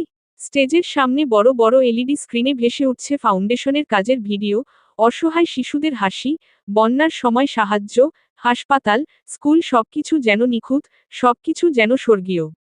কিন্তু এই স্বর্গীয়তার আড়ালেই লুকিয়ে আছে নরক, যা কেউই দেখছে না। স্টেজের একপাশে বসে আছে ফাউন্ডেশনের দুই বড় অংশীদার সাবেক জেনারেল ওয়াসিম হায়দার ও চতুর ভারতীয় ব্যবসায়ী আলী মির্জা। তারা দুজনেই নিচের জনতার দিকে তাকিয়ে মাঝে মাঝে একে অপরের দিকে চোখাচোখি করছে। ওয়াসিম নিচু স্বরে বলে, সোফিয়া এবারের অনুষ্ঠান অনেক বড় করে করেছে। আলী মির্জা ঠোঁট বাঁকিয়ে প্রত্যুত্তর করে, শো যত বড়, আড়ালের খেলা তত গভীর। তারপর দুজনের ঠোঁটে খেলে যায় কুটিল হাসি। হঠাৎ করেই মাঠের এক প্রান্তে ভিড় জমাট বেঁধে যায়। সিকিউরিটি টিম দ্রুত সক্রিয় হয়ে ওঠে। ওয়াকিটকিতে ভেসে আসে জিহাদের কণ্ঠস্বর, lady on the way, clear the path. মুহূর্তেই মানুষের ভিড় দুদিকে সরে যেতে থাকে। কালো স্যুট পরা গার্ডরা এক প্রকার ঢাল তৈরি করে এগিয়ে নিয়ে আসছে। তারপর সেই ঢালের মাঝখান থেকে ধীরে ধীরে সামনে এগিয়ে আসে সোফিয়া জাওয়ান। সাদা কালো জামদানি শাড়ি, চোখে ডার্ক গ্লাস, ঠোঁটে হালকা হাসি টেনে তিনি এগিয়ে চলছে সামনে। মাঠজুড়ে জনতা চিৎকার করে বলতে থাকে, সোফিয়া ম্যাম, মা, আমাদের গর্ব। হাজার হাজার মানুষের কণ্ঠে তার নাম উচ্চারিত হতে থাকে। সোফিয়া ধীরে ধীরে হাত তোলে, একটা মেকি হাসি ছড়িয়ে দেয় চারদিকে। তার চোখের কোণে কোনো দুঃখ নেই, কোনো উৎকণ্ঠা নেই, যেন তার নাতি অপহৃত সে বিষয়ে তিনি কিছুই জানেন না। স্টেজে উঠে এসে তিনি প্রধান চেয়ারে বসেন। ওয়াসিম ও আলী মির্জা উঠে দাঁড়িয়ে তাকে সম্মান জানায়। সোফিয়া হালকা মাথা নেড়ে বসে পড়ে। তার দৃষ্টি একবার পুরো মাঠে বুলায়, নজরে আসে মানুষের উচ্ছ্বাস, বিশ্বাস, ভক্তি। সবকিছু সে দেখে তার ঠোঁটের কোণে ধীরে ধীরে ফুটে ওঠে এক অদ্ভুত হাসি। তবে তার মনের ভেতরে তখন চলছে অন্য খেলা।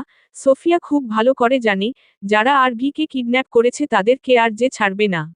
আর সময় মতো সে নিজের দরকারি জিনিসটা ছিনিয়ে নিবে। তার আঙুল ধীরে ধীরে চেয়ারের হাতলে টোকা দেয়।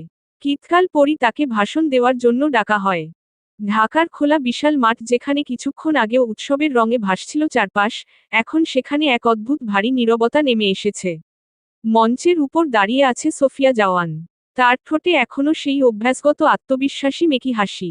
মাইক্রোফোনের সামনে দাঁড়িয়ে তিনি হাত তুলতেই জনতা নিস্তব্ধ হয়ে যায়। সোফিয়া বলতে শুরু করে, মানবতা, এই শব্দটাই আমার জীবনের মূল মন্ত্র।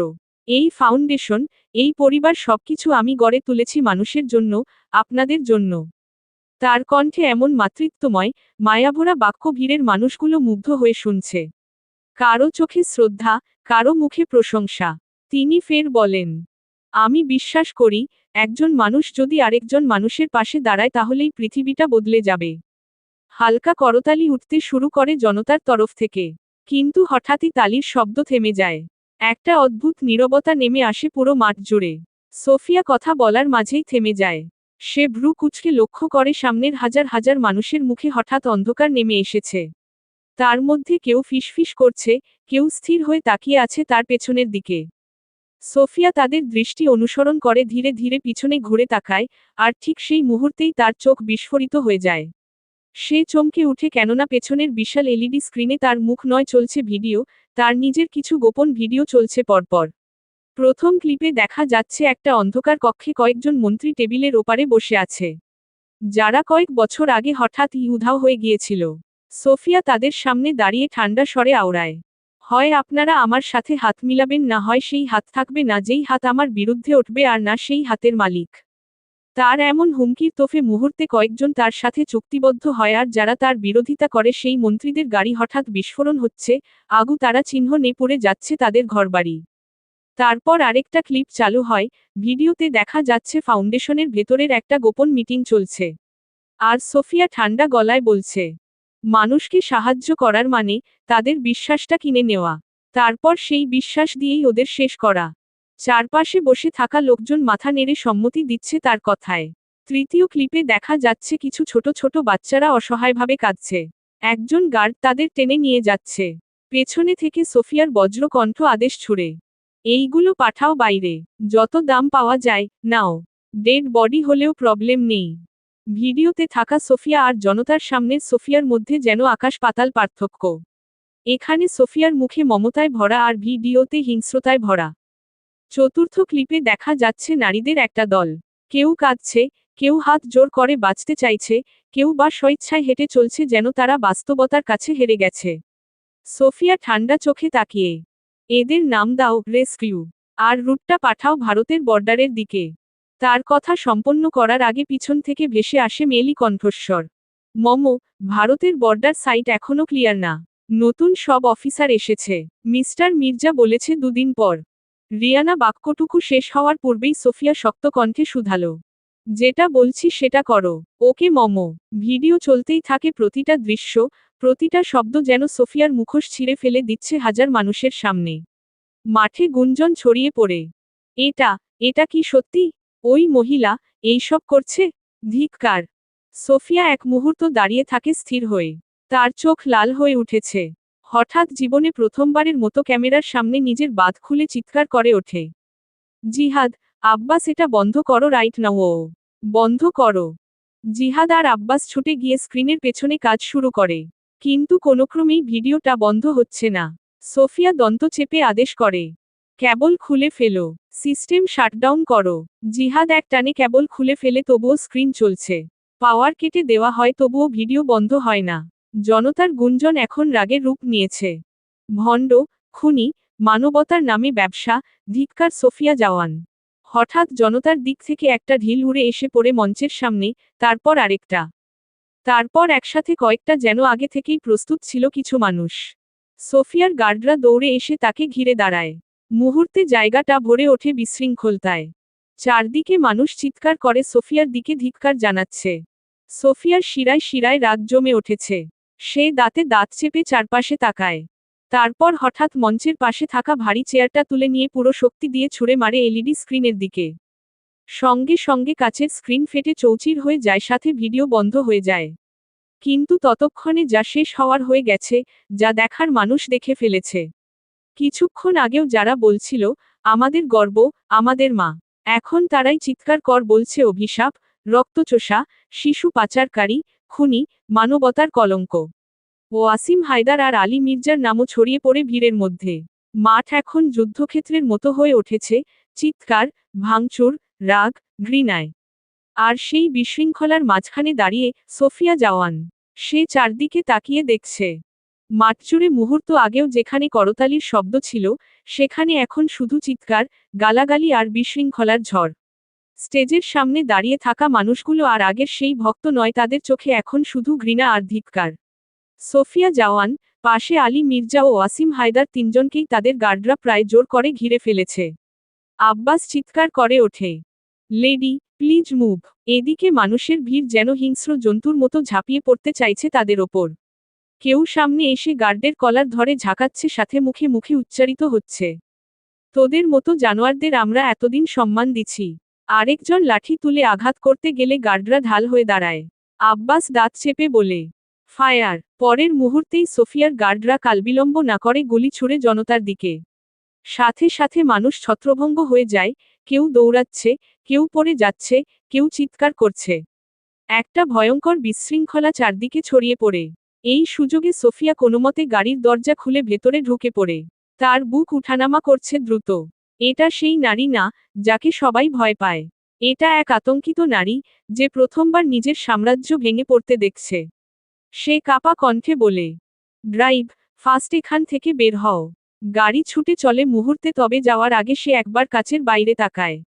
মানুষ এখনো দাঁড়িয়ে আছে, আঙুল তুলে গালি দিচ্ছে তার দিকে। সোফিয়ার বুকের ভেতরটা মোচড় দিয়ে ওঠে। তার ঠোঁট কেঁপে ওঠে। নো, নো, এমনটা হতে পারে না। তার মাথার ভেতর বারবার ঘুরে ফিরে একটাই কথা ঘুরছে, সব শেষ হয়ে যাচ্ছে। এখন তার মনে হচ্ছে, এখানে যদি আজ আর্যে থাকতো তাহলে এগুলো অনেক সহজে সামলে নিত। তার এদেশে পথ চলার শুরুর দিকে অনেকবার এমন হয়েছিল, কিন্তু আর্যে সব সামলে নিয়েছে। এই বিশৃঙ্খলার মাঝেই রাস্তার একপাশে দাঁড়িয়ে আছে একটা কালো বিলাসবহুল গাড়ি। গাড়ির কাচ ধীরে ধীরে নিচে নামে। ভেতর থেকে প্রথমে সিগারেটের ধোঁয়ার কুণ্ডলি বেরিয়ে আসে। ধোঁয়া কেটে গেলে স্পষ্ট হয়ে ওঠে মুখটা। সারহাদ চৌধুরী। তার চোখে কোনো উত্তেজনা নেই, কোনো ভয় নেই, শুধু ঠান্ডা, হিসেবি এক দৃষ্টিতে তাকিয়ে আছে সামনের বিশৃঙ্খল অবস্থার দিকে। কিছু লোক, যারা একটু আগে সোফিয়ার দিকে ঢিল ছুড়ছিল, দৌড়ে এসে দাঁড়ায় তার সামনে। তাদের মধ্যে একজন ফিসফিস করে, স্যার, কাজ হয়ে গেছে। সারহাদ কিছু না বলে শুধু পাশে রাখা একটা ব্যাগ তুলে তাদের দিকে এগিয়ে দেয়, ব্যাগের ভেতর টাকা ভর্তি। লোকগুলো এক মুহূর্ত দেরি না করে সেটা নিয়ে সরে পড়ে। গাড়ির ভেতরে আবার নিস্তব্ধতা নেমে আসে। সারহাদ সিগারেটে শেষ টান দিয়ে সেটা বাইরে ছুঁড়ে ফেলে। তার ঠোঁটের কোণে ধীরে ধীরে একটা ঠান্ডা, নির্মম হাসি ফুটে ওঠে। সে গভীর স্বরে আওড়ায়, এটা শুধু টেইলার ছিল, আসল খেলা তো এখন শুরু হবে। সেই সিটে হেলান দিয়ে বসে, আঙুল দিয়ে হালকা টোকা দিয়ে বলে, আজ সাম্রাজ্য কাঁপছে, কাল সেটা ধসে পড়বে। গাড়ির কাচ ধীরে ধীরে উঠে যায়। বাইরে এখনো মানুষের চিৎকার, আগুন, বিশৃঙ্খলা, আর ভেতরে বসে আছে সেই মানুষটা, যে সবকিছু পরিকল্পনা করেছে। সমুদ্রের বুক চিরে দাঁড়িয়ে থাকা দানবীয় ড্যাসেল জাহাজটা যেন অন্ধকারের এক জীবন্ত প্রতিচ্ছবি। চারদিকে শুধু কালো পানি, আকাশে মেঘের ভার, মাঝে মাঝে বিদ্যুতের ঝলকানি পুরো জাহাজটাকে এক সেকেন্ডের জন্য আলোকিত করে আবার গিলে খায় অন্ধকার। সময়টা বিকাল হলেও তা বুঝার উপায় নেই। বিশাল সেই জাহাজের গায়ে ধাতব শব্দ, কোথাও দূরে মেশিনের গর্জন, আর ভিতরে এক অদৃশ্য উত্তেজনা, যেন কিছু ভয়ঙ্কর ঘটতে চলেছে। জাহাজের ভেতরের করিডোরগুলোর মধ্যে শ্বাসরুদ্ধকর অবস্থা। ডেকের পাশে দাঁড়িয়ে আছে একই মুখের মানুষগুলো, প্লাস্টিক সার্জারিতে তৈরি একরকম চেহারা, নিস্পৃহ, ঠান্ডা, যান্ত্রিক চোখে তারা পাহারা দিচ্ছে নীরবে। এই নীরবতার মাঝে সেই কক্ষে ধীরে ধীরে হেঁটে এগিয়ে যাচ্ছে আরজে। তার চোখে আগুন, চোয়াল শক্ত, প্রতিটা নিঃশ্বাস যেন আগ্নেয়গিরির লাভার মতো গরম। তার দৃষ্টি একদম সামনে মেঝেতে পড়ে থাকা দুইটা দেহের দিকে, যেখানে রতারা চিহ্নতে ভেজা, নিস্তেজ, জ্যাক আর রওনাক। আরজে থেমে কয়েক সেকেন্ড শুধু তাকিয়ে থাকে। তারপর ধীরে ধীরে থমাসের চারপাশ দিয়ে হেঁটে ঠোঁটের কোণে বাঁকা হাসি ফুটিয়ে ধারালো কণ্ঠে ফের বলে, ওপস, মাই স্টেপ ব্রাদার, তুই ওকে মেরে দিয়েছিস, তাই না? তারপর তার জায়গায় নিজেকে বসিয়েছিস, থমাস স্টিফেন। এক মুহূর্ত সব নিস্তব্ধ, তারপর হঠাৎ সেই নিস্তব্ধতা ছিঁড়ে মেঝে থেকে এক ঝটকায় উঠে দাঁড়ায় রওনাক রূপী থমাস স্টিফেন। সঙ্গে সঙ্গে একটা বিকৃত সাইকোটিক হাসি পুরো রুমে প্রতিধ্বনিত হতে থাকে। থমাস নিজের হাতটা মটকা দিয়ে ঠিক করে, যেন এতক্ষণ ধরে ভাঙা ছিল। তারপর ঠোঁটের কোণে থাকা আঘাতের দাগগুলো আঙুল দিয়ে টেনে খুলে স্টিকারগুলো নিচে ফেলে দেয়। একটার পর একটা মেঝেতে পড়ে। তার বুকের দিকে তাকিয়ে হালকা চাপড় দেয়। সাথে সাথে বুলেটপ্রুফ জ্যাকেটের ভেতর থেকে আরজে করা গুলিগুলো বের করে ফেলে দেয়। টুং ঠাং শব্দে বুলেটগুলো মেঝেতে গড়াগড়ি খায়। রওনাক রূপী থমাস খিকখিক করে হাসতে হাসতে মাথা কাত করে তাকায় আরজের দিকে। তার চোখে মুখে ফুটে ওঠে অস্থিরতা ভরা পাগলামো। সেই দিন হসপিটাল থেকে বের হওয়ার পর রাতটা ছিল অদ্ভুতভাবে নিস্তব্ধ। ঢাকার ফাঁকা রাস্তা চিরে দ্রুতগতিতে এগিয়ে যাচ্ছিল কালো কনভয়ের গাড়িগুলো। মাঝখানের গাড়িটাতে বসে আছে ঈশানী, তার বুকের সাথে শক্ত করে চেপে রাখা ছোট্ট আরভি। শিশুটার মাথা তার কাঁধে এলিয়ে আছে ঘুমে। ড্রাইভিং সিটে জ্যাক, তার সতর্ক চোখ দুটো বারবার চারদিকে ঘুরছে। আর পাশের সিটে বসে আছে রওনাক, চুপচাপ, অস্বাভাবিকভাবে চুপচাপ। সে বসে সুযোগের আশায়। হঠাৎ চারদিকের গাড়িগুলোর গতি কমে আসে। আর তারপর এক মুহূর্তে চারপাশে ঘিরে ধরে কালো গাড়ির সারি। জ্যাকের চোখ সরু হয়ে আসে। সে এক সেকেন্ডও দেরি না করে তার দৃষ্টি ছুটে যায় সবদিকে, ডানে, বামে, সামনে, পেছনে। মুহূর্তে সে বুঝে তার চোয়াল শক্ত হয়ে আসে। নিচু স্বরে হিসহিসিয়ে বলে, ফাঁদ। তারপর রওনাক আর ঈশানীর দিকে তাকিয়ে ঠান্ডা গলায় বলে, আমি না আসা পর্যন্ত কেউ গাড়ি থেকে বের হবে না। ঈশানী আর ভিকে আরও শক্ত করে বুকে জড়িয়ে ধরে নিজের ভয়ার্ত দৃষ্টি নিক্ষেপ করে মাথা নাড়িয়ে বলে, ওকে। জ্যাক ড্যাশবোর্ড খুলে একসাথে দুইটা বন্দুক বের করে। দরজা খুলে বাইরে নেমে যায়। পরের মুহূর্তেই চারপাশের সব গাড়ি থেকে বেরিয়ে আসে একই চেহারার মানুষগুলো। তারা একসাথে আক্রমণ করে আরজের গার্ডদের উপর। কিন্তু জ্যাকের কারণে কেউই আরভির গাড়ির দিকে এগুতে পারছে না। যন্ত্রমানব দক্ষ হাতে একটানা তারা চিহ্ন গার্ড চাপতে থাকে। গুলির শব্দে রাত কেঁপে ওঠে। এক এক করে লোকগুলো মাটিতে পড়ে যেতে থাকে। মিনিটের ভেতর পুরো এলাকা তারা চিহ্নতে ভেসে যায়। গাড়ির ভেতর থেকে রওনাক তাকিয়ে আছে চোয়াল শক্ত করে। সে ভেবেছিল জ্যাক তাদের দমাতে ব্যস্ত থাকবে আর সেই সুযোগে সে আরভিকে নিয়ে বেরিয়ে পড়বে। কিন্তু জ্যাক বেরোনোর আগে গাড়ি লক করে গেছে। রাগে তার চোখে এক অদ্ভুত আগুন জ্বলে উঠেছে। সে ধীরে ধীরে ঈশানীর দিকে তাকাইয়ে মুখে মৃদু হাসি এনে বলে, আমি বাইরে গিয়ে দেখি, তুমি আরভিকে নিয়ে বসো। ঈশানী সাথে সাথে মাথা নাড়িয়ে বলে, না, না, জ্যাক বলেছে না বেরুতে। রওনাক কিছু না বলে চুপচাপ বসে থাকে দাঁতে দাঁত চেপে। কিন্তু তার আঙুলগুলো মুষ্টিবদ্ধ হয়ে আছে। কয়েক মিনিট পর জ্যাক ফিরে আসে। তার সারা শার্টে রক্তের ছিটে। সেই সিটে বসে একটা টিস্যু দিয়ে হাত মুছতে থাকে। আর ঠিক তখনই তার 1 সেকেন্ডের অসতর্কতায় পাশে বসা রওনাক একটা ইঞ্জেকশন সরাসরি জ্যাকের ঘাড়ে ঢুকিয়ে দেয়।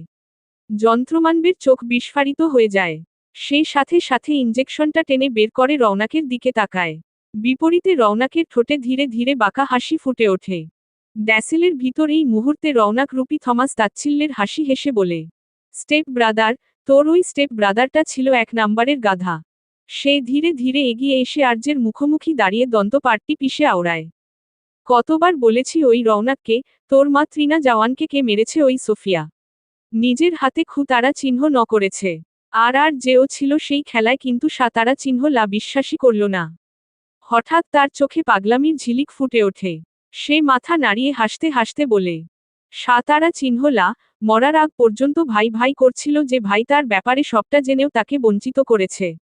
তারপর হঠাৎ কিছু একটা ভেবে আবারও দাঁতে দাঁত চেপে বলে, তারা চিহ্ন কিং বাস্টার্ড, কিন্তু আমার তো কাউকে লাগতো, তাই না? সে বুক ফুলিয়ে দাঁড়িয়ে হাত দুটো ছড়িয়ে বলে, তাই আমি তাকে মেরে দিলাম, আর তার জায়গায় আমি চলে এলাম, রওনাক হয়ে। তারপর হঠাৎ আবার হেসে মাথা কাত করে বলে, বল তো, আমার অ্যাক্টিং কেমন লেগেছে? পুরো 3 বছর, 3 ফাকিং ইয়ার্স, তুই আমাকে চিনতেই পারিসনি। সে একবার নিজের গাল ছুঁয়ে দেখে, যেন নিজেই নিজেকে মুগ্ধ চাহনিতে দেখছে। একই টেবিলে বসেছি, একসাথে প্ল্যান করেছি, তোর পরিবারের সাথে থেকেছি। আর তুই, ব্ল্যাক হান্টার, আমাকে একবারও ধরতে পারিসনি। আই অ্যাম ইমপ্রেসড, আর যে, সত্যি ইমপ্রেসড। কারণ তুই এত কাছে থেকেও কিছু বুঝিসনি। কারণ তুই সবসময় ভাবতি, আমি সেই বোকা রওনাক যাকে তুই আর তোর বাপ মিলে অনাথ আশ্রমে রেখে দিয়েছিস। ঠিক তখনই চারদিক থেকে ঢুকে পড়ে সেই প্লাস্টিক সার্জারি করা গার্ডগুলো। একজন এগিয়ে এসে আরজের হাত থেকে বন্দুক কেড়ে নেওয়ার জন্য বাকিরা ঘিরে ফেলে তাকে। তাদের বন্দুকগুলো একসাথে তাক করে সোজা তার মাথা আর বুকের দিকে। কিন্তু বিপরীতে পাশের মানব একটুকুও নড়ে না। এখন তার প্রথম কাজ, আরভিকে সেফলি দেখা। এজন্যই সে থমাসকে উস্কে দিয়েছে যাতে সে আরভিকে সামনে নিয়ে আসে। থমাস ধীরে ধীরে মাথা কাত করে তাকায় আরজের দিকে, চোখ সরাসরি আরজের চোখে গেঁথে দিয়ে ঠোঁট বাঁকিয়ে আবার বলে, জানিস, তোর একটা ভুলই আমাকে এই জায়গায় এনে দিয়েছে। তুই নিজে তোর সিকিউরিটি গার্ডদের বলেছিলি, that's my brother, and I took the chance. আমি চাইলে গত 3 বছরে তোকে 300 কোটি বার তারা চিহ্ন রে ফেলতে পারতাম। একবার না, বারবার, প্রতিদিন, প্রতিটা মুহূর্তে। থমাস আঙুল তুলে আরজের বুকে নির্দেশ করে ফিসফিস করে, কিন্তু আমি সেটা চাইনি। আমি চেয়েছিলাম তুই ধুকে ধুকে মরিস, ভিতর থেকে পচে যাস। যেমনটা তোরা মা ছেলে আমার মায়ের সাথে করেছিস। তোর সব দুর্বলতা আমি নিজের হাতে টেনে বের করেছি। কারণ ব্ল্যাক হান্টারকে গুলি তারা চিহ্ন রে মারা যায় না, ওকে ভাঙতে হয় ভিতর থেকে। আর যে এক পলক তার দিকে তাকিয়ে কিছু না বলে, হঠাৎ ঝড়ের মতো ঝাঁপিয়ে পড়ে সামনে থাকা গার্ডদের ওপর। কয়েক পলকেই চারপাশে ধপ ধপ শব্দ, একজন, দুজন, পরপর গার্ডগুলো মেঝেতে লুটিয়ে পড়ে। কারো মুখ থেতলে গেছে, কারো গলা চেপে ধরা, কারো অস্ত্র ছিটকে গেছে দূরে। কিন্তু আরজের হাত থেমে যায় থমাসের ঠান্ডা কণ্ঠে আওড়ানো একটা বাক্যে, black Hunter, just remember your সান। শব্দটা যেন ব্রেক কষে দেয় আরজের ওপর, সাথে সাথে আরজে থেমে যায়। তার বুক ওঠানামা করছে দ্রুত রাগে, কিন্তু হাত থেমে গেছে। ধীরে ধীরে সে ঘুরে তাকায় থমাসের দিকে অগ্নিদৃষ্টিতে। থমাস ঠোঁট বাঁকিয়ে হালকা একটা ইশারা করে। মুহূর্তে পেছনে থেকে 4-5 জন গার্ড এসে হ্যান্ডকাফে আটকে ফেলে আরজের হাত। আরজে দাঁতে দাঁত চেপে সব সহ্য করে নেয়। একটাও শব্দ করে না, কেননা এখন প্রশ্নটা তার ছেলের। থমাসের ঠোঁটের কোণে ফুটে ওঠে পৈশাচিক তৃপ্তির হাসি। ধীরে ধীরে হাঁটতে হাঁটতে এগিয়ে যায় মেঝেতে পড়ে থাকা জ্যাকের দিকে। জ্যাকের চোখ লাল, শরীর তারা চিহ্ন তাক্ত, তবুও দৃষ্টি আগুনের মতো। থমাস তার সামনে হাঁটু গেড়ে বসে ঠোঁট বেঁকিয়ে মুখে বর্গীয় শব্দ উচ্চারণ করে বলে, তুই জানিস, তুই কি? তুই একটা কলগার্লের ছেলে। শব্দটা ঘরে তারা চিহ্ন হয়ে ছড়িয়ে পড়ে বিপরীতে মানবের সারা শরীরে, মুহূর্তে তার শরীর কেঁপে ওঠে। সে চোয়াল শক্ত করে দাঁড়াতে চেষ্টা করে, হাত কাঁপছে, শরীর দুলছে, তবুও উঠে দাঁড়াতে যায় কিন্তু পারছে না।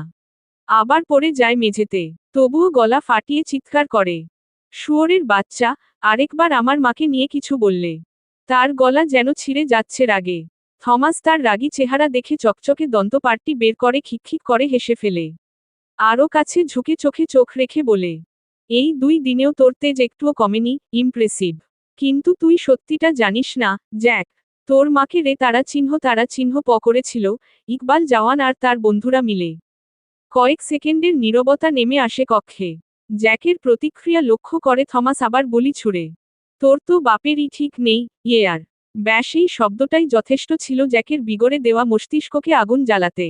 বাক্যটা শেষ হওয়ার আগে জ্যাক ঝাঁপিয়ে পড়ে তার ওপর। তার দুর্বল হাত দিয়েই থাবা বসায় থমাসের মুখে একটার পর একটা। থমাসের ঠোঁট ফেটে রক্ত গড়িয়ে পড়ে। কিন্তু বিপরীতে সে বিকৃতভাবে হাসছে, খিক করে পাগলের মতো। তার চোখে মুখে উন্মাদনার ঝিলিক। সে হাত তুলে ইশারা করতেই মুহূর্তে গার্ডগুলো এগিয়ে এসে জ্যাককে ধরে টেনে হিঁচড়ে নিয়ে যেতে থাকে মেঝের ওপর দিয়ে। তার শরীর ঘোষটে যাচ্ছে, তারা চিহ্নতের দাগ রেখে যাচ্ছে পিছনে। ঘরের ভেতর আবার নেমে আসে অদ্ভুত নিস্তব্ধতা। আর যে অদূরে দাঁড়িয়ে আছে হাত বাঁধা, চোখে আগুন নিয়ে। সে যতক্ষণ না আরভিকে খুঁজে পাচ্ছে ততক্ষণ কাইলিন বা তার গার্ডরা আসতে পারবে না। আর একবার আরভি তার হাতে আসার পর, সমুদ্রের বুক চিরে এগিয়ে চলা দানবীয় ড্যাসেল জাহাজটা যেন আজ হঠাৎ করে থমকে গেছে। চারপাশে কালো পানির উপর চাপা উত্তেজনা। জাহাজের ডেকে দাঁড়িয়ে থাকা মার্কানের গার্ডগুলো করা পাহারার্ত অবস্থায় তীক্ষ্ণ দৃষ্টিতে চারপাশে তাকাচ্ছে বারবার। কেননা মার্কান খুব ভালো করে আর যে কে চিনে সে কি জিনিস।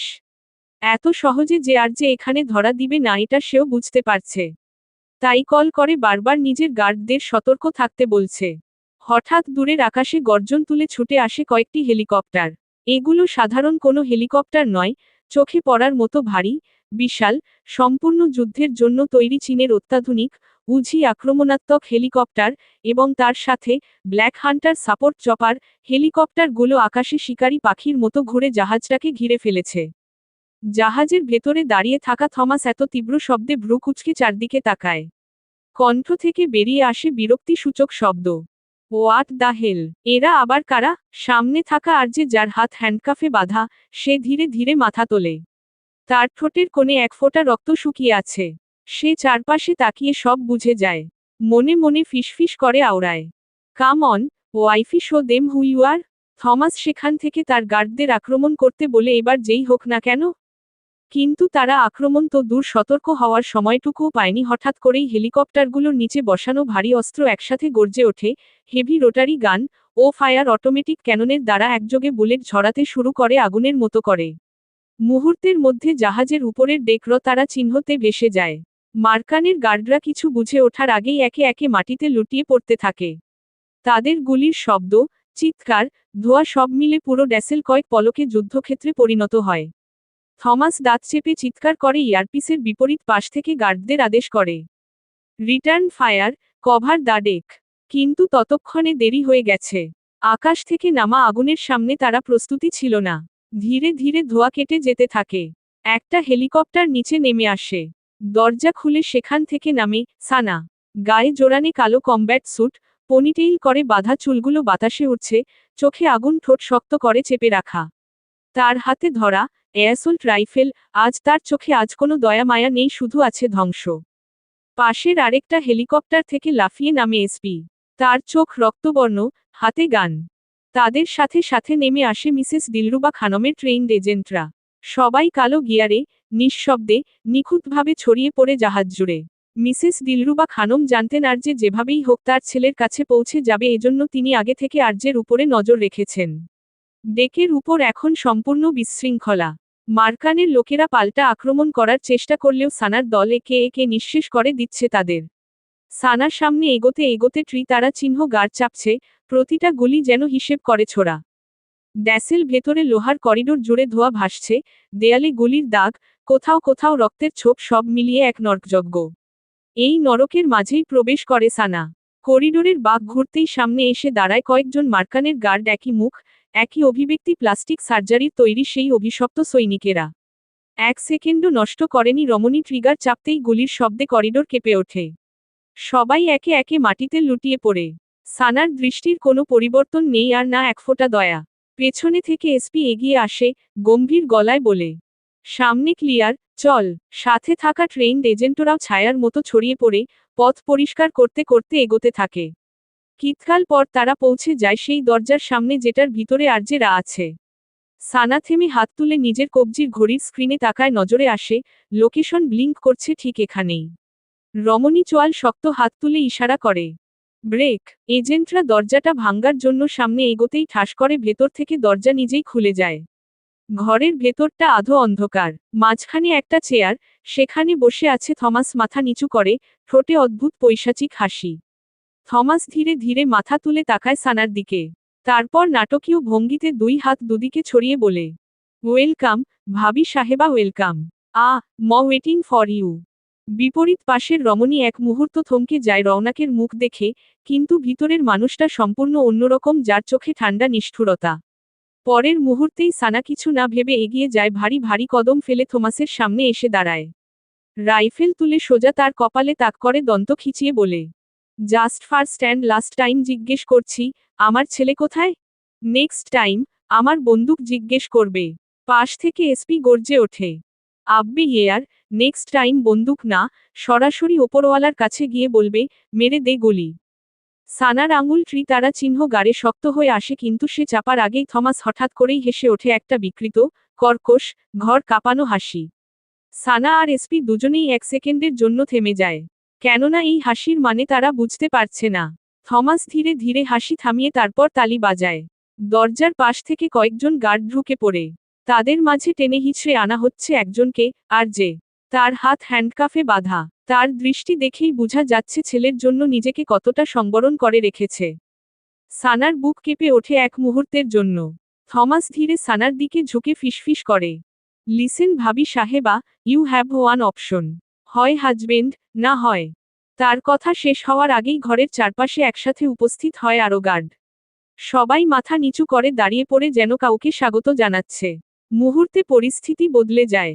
সানা, এসপি আর এজেন্টরা একসাথে তাদের দিকে বন্দুক তাক করে। ঘরের মাঝখানে একটা সরু ফাঁক তৈরি হয়। আর সেই ফাঁক দিয়ে ধীরে ধীরে হেঁটে আসে এক মানব, মার্কান স্টিফেন। আর তার কোলে ছোট্ট আরভি। সানার শ্বাস এক মুহূর্তের জন্য থেমে যায়। কণ্ঠস্বর থেকে ফিসফিস করে বের হয়, ভিড়। থমাস আবার সানার কানের কাছে ফিসফিস করে, না হয় ছেলে, যে কোনো একজন, ভাবি সাহেবা।